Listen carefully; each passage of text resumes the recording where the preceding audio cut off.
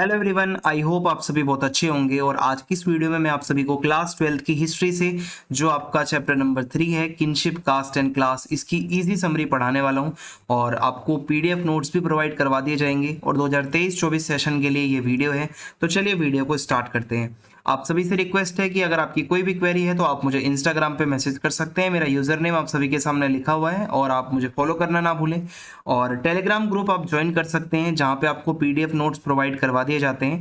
Class 12 ESP new group आपको search मारना है और आप हमारा टेलीग्राम चैनल ज्वाइन कर पाओगे।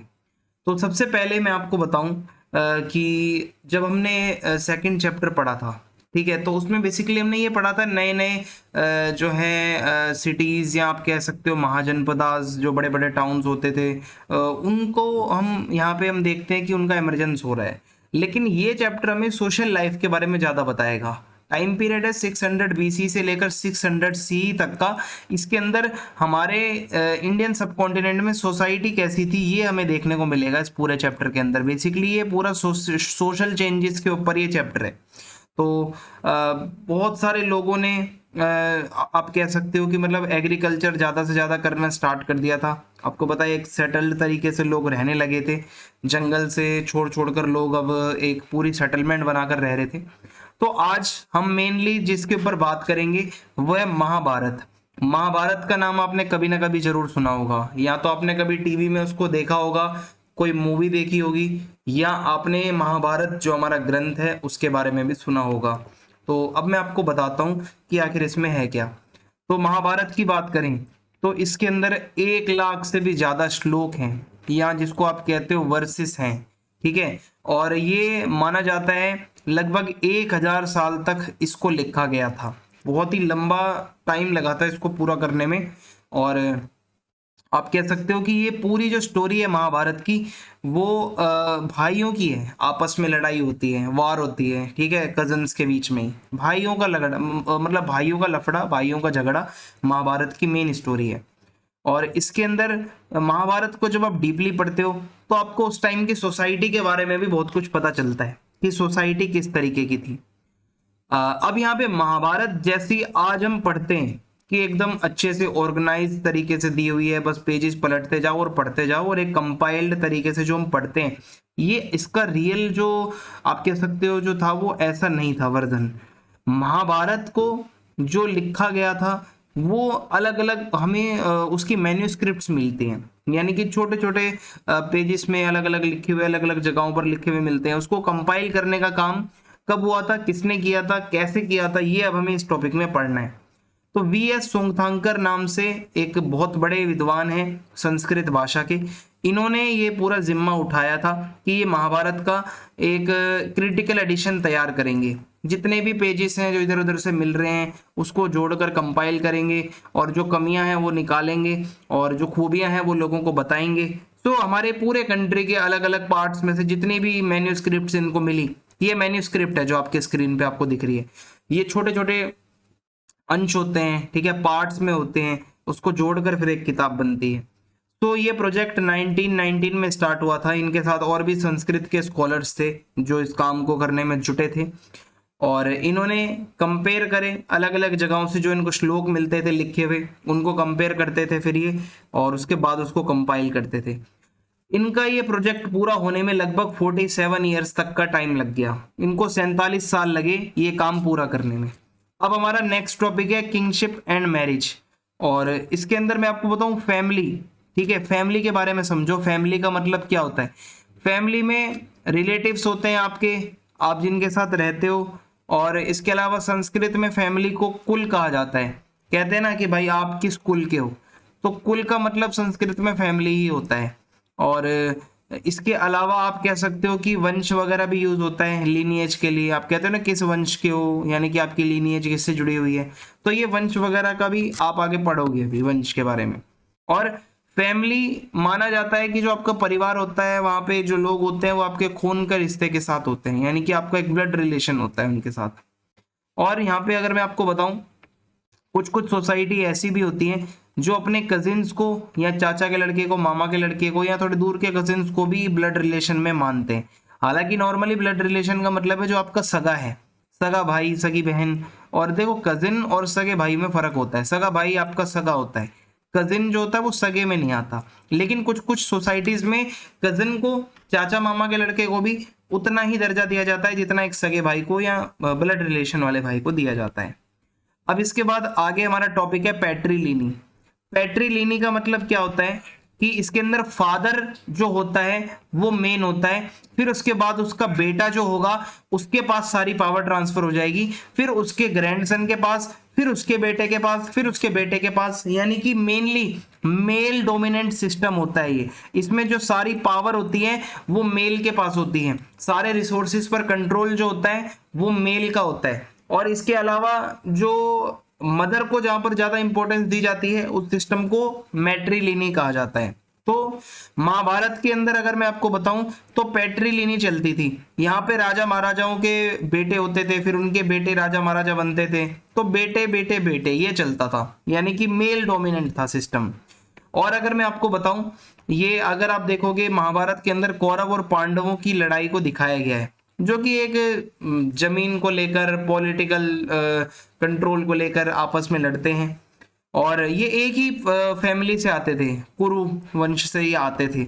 और आप कह सकते हो कि एक हस्तिनापुर नाम का एक जनपद था, एक एरिया था जहां पर इनका रूल था। और लगातार ये लड़ते हैं आपस में, पांडव लास्ट में जीत जाते हैं। और पांडवों के जीतने के बाद भी पैट्रीलिनी चलती रहती है, यानी कि वही मेल डोमिनेंट सोसाइटी लगातार कंटिन्यू रहती है आगे भी। लेकिन मैं आपको बताऊं, महाभारत के अंदर तो पैट्रीलिनी हमें बताई जाती है कि मेल डोमिनेंट सोसाइटी थी। और पैट्रीलिनी के अंदर क्या होता है ये भी मैंने आपको समझा दिया है कि जो बच्चे होते हैं उसमें खासकर जो लड़का है उसको ही सारे रिसोर्सेस आगे दे दिए जाते हैं अगर उसका पिता मर जाता है, ठीक है। और पैट्रीलिनी बहुत ही अच्छे से हमारे वेदों में भी लिखी हुई है, ऋग्वेद के अंदर पूरे मंत्र लिखे हुए हैं कि हाँ हमारे एंशिएंट टाइम में पैट्रीलिनी होती थी। और अगर मैं आपको बताऊं, 6th सेंचुरी बीसी से लेकर कई सारे जो राजा महाराजा थे उनके वहां पे पैट्रीलिनी ही चलती थी। और आज भी आप देखोगे मेल डोमिनेंट सोसाइटी है, आपको देखने को मिल जाएगी कि जो बाप की जायदाद होती है या जो आपके माता की जायदाद है अगर उनके पास कुछ भी, तो वो अपने बेटे को ही देते हैं। और ऐसा आज भी चल रहा है हमारी सोसाइटी में। और अगर मैं आपको बताऊं, अगर किसी का बेटा नहीं होता था तो भाई के बच्चे को भी वो आगे मिल सकता है, जो अगर कोई पद देना है, कोई पोस्ट है या राजा महाराजा बनाना है, तो खुद का बेटा नहीं है तो वो दूसरों का जो मतलब जो अपने भाई का बच्चा है उसको भी वो थ्रोन पे बिठा सकता है। और अगर मैं आपको बताऊं, कुछ कुछ जगहों पर ना ऐसा भी था कि विमेन को भी पावर मिली हुई थी, ये हर जगह पर नहीं था। ये थी पावर प्रभावती गुप्त के पास, ये एक महारानी थी, आप कह सकते हो एक राजा की बेटी थी, चंद्रगुप्त थर्ड की बेटी थी ये। और इनको पूरा राइट था, अपनी प्रॉपर्टी के ऊपर इनका कंट्रोल था, और लैंड वगैरह जो भी था इनके पास, जो प्रॉपर्टी थी वो सब ये कंट्रोल में रखती थी। तो ये एक एग्जाम्पल है, एंशिएंट टाइम में कुछ कुछ वीमेन ऐसी भी थी जिसके पास पावर थी। अब मैं आपको अगला टॉपिक बताता हूँ, रूल्स ऑफ मैरिज। देखो रूल्स ऑफ मैरिज में क्या है, शादियों के बारे में बताया गया है। देखो जो विमेन है, ठीक है, women had no claims to the resources of the household. और मैं आपको बताता हूँ कि जो लड़कियां होती हैं उनका रिसोर्सेस के ऊपर कोई कंट्रोल नहीं था, ठीक है। और अगर मैं आपको बताऊं, बाहर आप कहीं शादी करते हो अपने गोत्र से बाहर जाकर, तो वो एक्सोगेमी है, ठीक है। और एक्सोगेमी कहते हैं उसको, यानी कि but they could Mary into families outside the किन, और this is called exogamy. Young girls and women, जो यंग लड़कियां होती हैं उनकी एक सही टाइम पर सही इंसान के साथ शादी करवा दी जाती थी। और सन्स वर इम्पोर्टेंट, लड़कों को ज़्यादा इम्पोर्टेंट समझा जाता था क्योंकि माना जाता है लड़के ही वंश को आगे बढ़ाएंगे। और मैं अगर आपको बताऊं, डॉटर्स जो हैं उनका कोई भी क्लेम नहीं कर सकते थे वो रिसोर्सेज के ऊपर, ये मैंने आपको बता दी है, ठीक है। और इसके अलावा कन्यादान जो है वो सबसे बड़ी ड्यूटी मानी जाती है फादर की आज भी, ठीक है। कन्यादान बहुत ज़्यादा इंपॉर्टेंस रखता है एंशिएंट इंडिया के, अगर आप सोसाइटी के बारे में पढ़ रहे हो वहाँ भी इसका मेंशन है। अब हमारे इसमें 8 तरीके की शादियां बताई गई हैं, ठीक है, 8 तरीके की शादियां होती हैं। सबसे पहले यहाँ पे बताया गया हमारे जो शास्त्र हैं, हिंदू धर्म में जो शास्त्र होते हैं, जो धर्म सूत्र और धर्म शास्त्र होते हैं, जो नियम की किताबें हैं, ये बोलते हैं कि 8 तरीके से शादियां होती हैं, जिसमें स्टार्टिंग के जो 4 तरीके हैं वो सही हैं, बाकी के तरीकों को कंडेम किया गया है, यानी कि गलत बताया गया है। और बोला गया है कि जो मतलब जो ब्राह्मणों ने जो तरीके 4 बताए हैं स्टार्टिंग वाले वही सही हैं। तो मैं आपको बताता हूँ आगे धीरे धीरे क्या हो रहा था, सोसाइटी में चेंजेस आ रहे थे। अब जो हम जिस टाइम पीरियड में हम जा रहे हैं, यहाँ पे सोसाइटी कॉम्प्लेक्स होती जा रही थी और ब्राह्मणों ने अपने नियम वगैरह बनाने शुरू कर दिए थे कि भाई सोसाइटी में अगर लोगों पे कंट्रोल रखना है तो अपने नियम बनाने पड़ेंगे और किंग को बोलना पड़ेगा कि पूरे सोसाइटी पर इस नियमों को लागू करो। तो इन ब्राह्मणों ने क्या करा था भाई, फिर धर्मसूत्र और धर्मशास्त्र नाम से जो नियम कानून की जो किताबें होती हैं वो लिखना स्टार्ट कर दी थी, कंपाइल करना संस्कृत भाषा में। और लगभग 200 बीसी से लेकर 200 सी के बीच में इन्होंने अपनी सबसे बड़ी किताब लिखी मनुस्मृति, जो कि बहुत ज्यादा रूल्स एंड रेगुलेशंस बताती है सोसाइटी के लिए कि किस तरीके से काम अच्छा है, कौन सा काम बुरा है। सो एक तरीके से मिनी कॉन्स्टिट्यूशन समझ लो भाई इसे आप, मनुस्मृति को। और मैं आपको आगे बताता हूँ, अब शादी के 8 तरीके बताए गए थे, ठीक है, अकॉर्डिंग टू मनुस्मृति, यानी कि जो नियम कानून की किताब है वो 8 तरीके की शादी बताती है।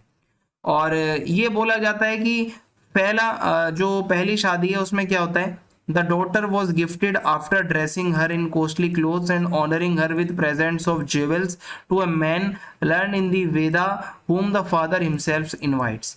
इस शादी में क्या होता है, लड़की की शादी बहुत अच्छे से इज्जत के साथ कर दी जाती है, उसको अच्छे से कपड़े पहनाकर, ज्वेलरी वगैरह पहनाकर, और ऐसे आदमी के साथ जिसको वेद वगैरह की नॉलेज है, और खुद उसका पिता इनवाइट करता है दूल्हे को कि बारात लेकर आए।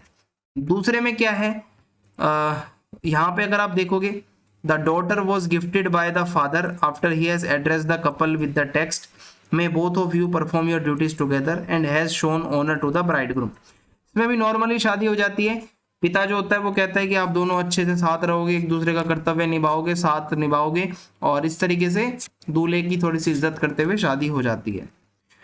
5वें में यहाँ पे ये बताया जाता है कि the bridegroom receive a maiden after having given as much wealth as he can afford to the kinsmen and to the bride itself according to his own will. ये दहेज प्रथा वाला सिस्टम इसमें आ जाता है कि दहेज वगैरह उसको मिलता है। 6th में क्या है, there was voluntary union of a maiden and her lover which originated from Dzire.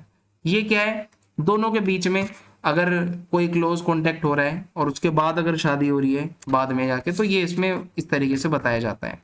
तो ये 3-4 इसमें दिए हुए हैं, ठीक है। The 1st, 4th, 5th and 6th ये सही बताए जाते हैं, बाकी के जो हैं वो गलत बताए जाते हैं। गोत्र देखो बाकी में क्या होता है कि जबरदस्ती किसी को किडनैप करके शादी कर ली, या किसी को कुछ नशा वगैरह जो है ऐसा कुछ करवा कर और उसके साथ कुछ फिजिकल कांटेक्ट करके गलत तरीके से शादी कर लेना, वो सब चीजें आती हैं इसमें, ठीक है। वो गलत बताई गई हैं, इसमें मेंशन भी नहीं है। अब हमारा अगला टॉपिक है गोत्र सिस्टम। गोत्र सिस्टम क्या होता है ये समझते हैं अब हम। तो 1000 बीसी के आसपास जो लोग थे वो अपने आप को गोत्र में डिवाइड करने लगे थे, क्लासीफाई करने लगे थे कि मैं इस गोत्र का हूँ, तेरा गोत्र ये है, उसका गोत्र ये है।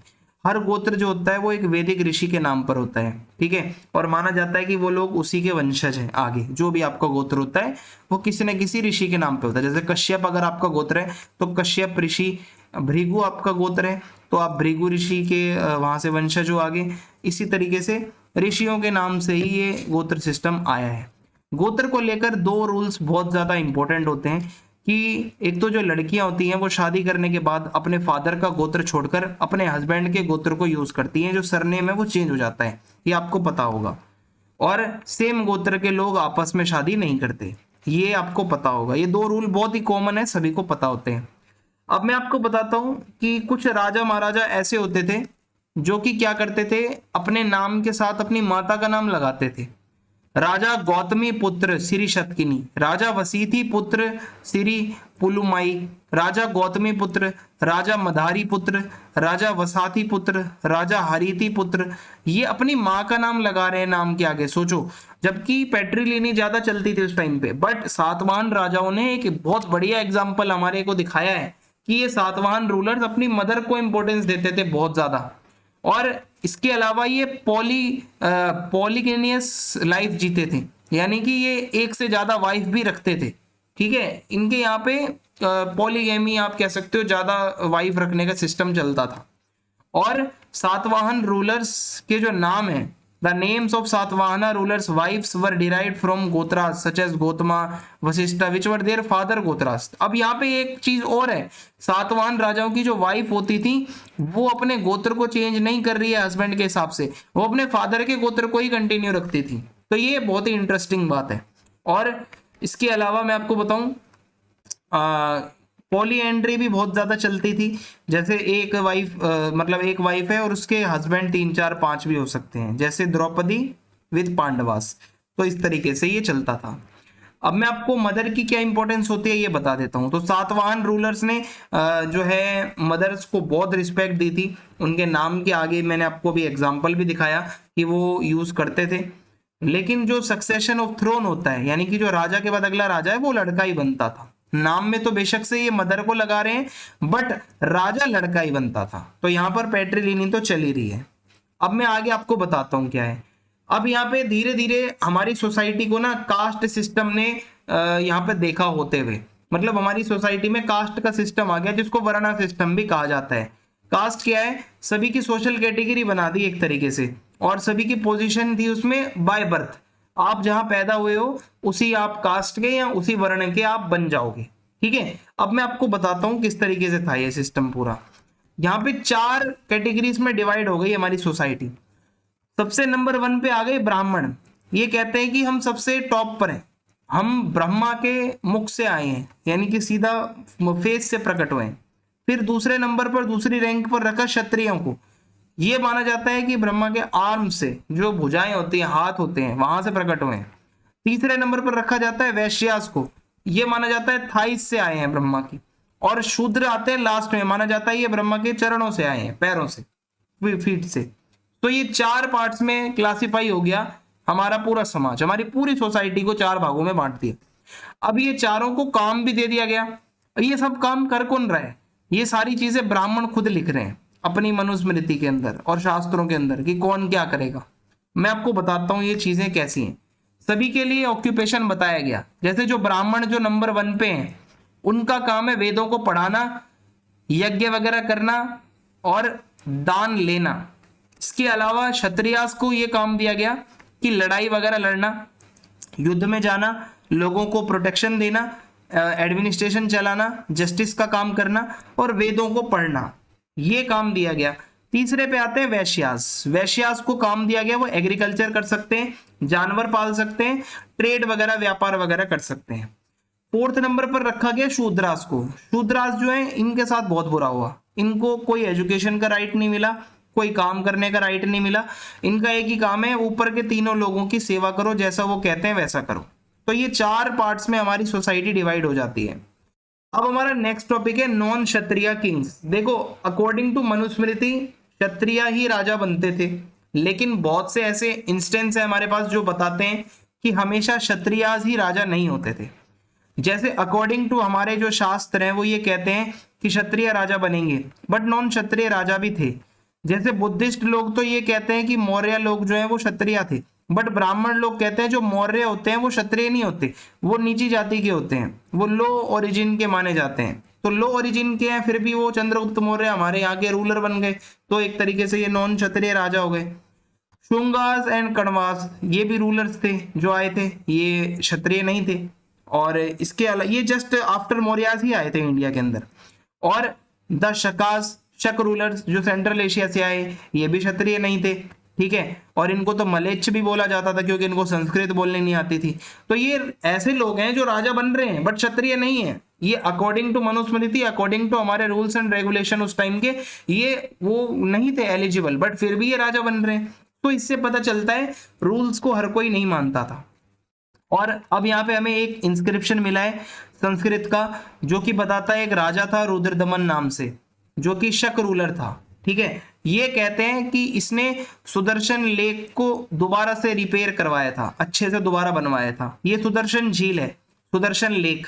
ठीक है, और इसके अलावा ये माना जाता है कि एक राजा था सातवाहन रूलर्स में, एक सातवाहन राजा था जिसका नाम था गौतमी पुत्र श्री शतकर्णी।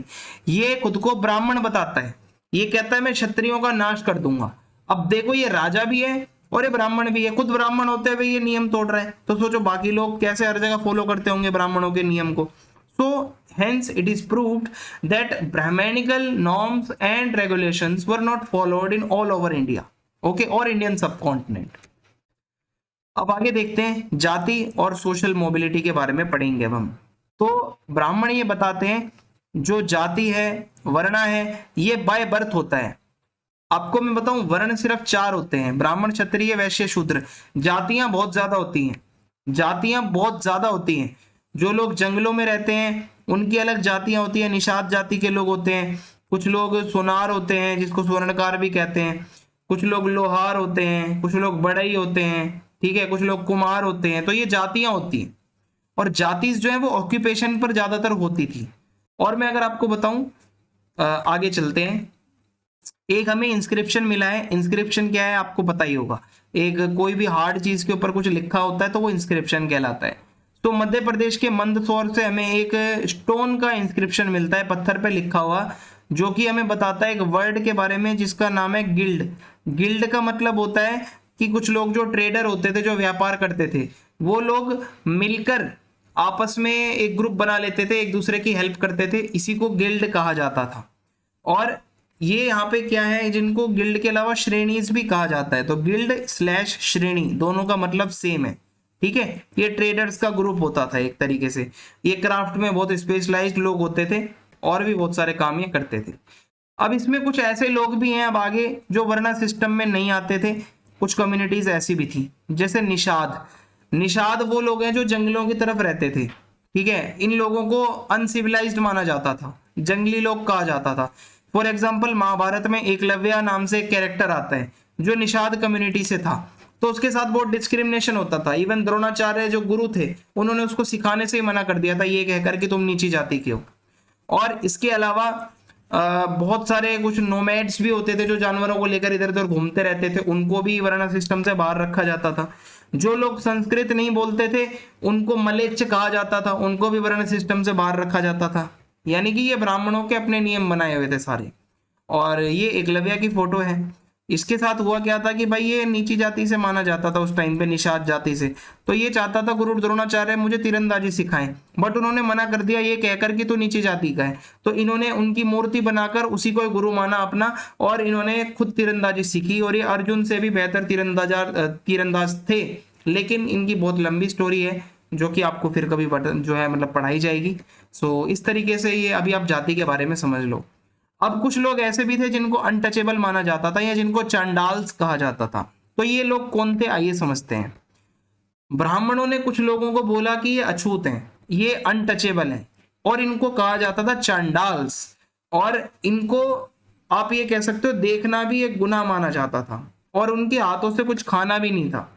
और इन लोगों का काम होता था डेड बॉडी को जलाना और इसके अलावा कुछ ऐसे काम करना जो कि बाकी लोग नहीं करते थे। और इनको हायरार्की में बहुत नीचे रखा जाता था, यानी कि आप समझ लो नीचे से नीचे यही माने जाते थे।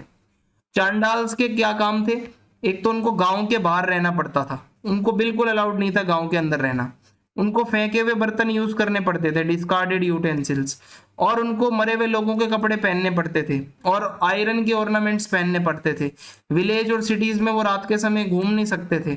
और इसके अलावा कुछ लोग जिनके कोई मेंबर नहीं है और अगर कोई मर गया है तो उनका भी जो अंतिम संस्कार है वो लोग यही करते थे। तो इस तरीके से चांडाल्स की लाइफ थी। और एक चाइनीज बुद्धिस्ट मॉन्क थे जिनको फाइयान कहा जाता है, वो इंडिया में आए थे ट्रेवल करने, और उन्होंने अनटचेबल्स के बारे में बहुत कुछ लिखा था। उन्होंने देखा था कि अनटचेबिलिटी कैसी हद तक फैली हुई है इंडिया के अंदर, लोग देखना भी नहीं चाहते अनटचेबल लोगों को। Control over resources and status. अब इसमें देखो क्या है, slaves, landless agricultural labourers, hunters, fisherman, pastoralist, peasant, village headman, craft person, merchant और किंग, ये सभी लोग रहते थे सोसाइटी में। हर तरीके के लोग थे, स्लेव भी थे, भूमिहीन किसान भी थे, फिशरमैन भी थे, शिकारी लोग भी थे। तो एक ही एरिया में बहुत तरीके के लोग रहते थे। सोशल पोजीशन जो होती है हर किसी की, वो उसके पैसे से देखी जाती थी, किसके पास ज्यादा जो है इकोनॉमिक रिसोर्सेस हैं उसके अकॉर्डिंगली उसकी इज्जत होती थी।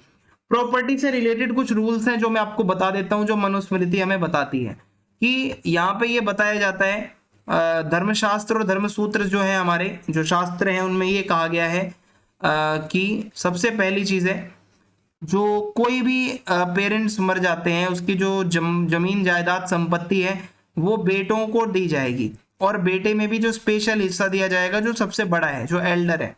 ओके, डॉटर जो है वो कोई भी संपत्ति में हिस्सेदारी नहीं दिखा सकती। और मनुस्मृति ये कहती है कि जो लड़कियों को शादी के टाइम पर जो गिफ्ट मिलते हैं, दहेज मिलते हैं, उसके ऊपर सिर्फ लड़की का राइट है, उसका खुद का पति भी उस पर अधिकार नहीं जता सकता, ये हमारे शास्त्र कहते हैं।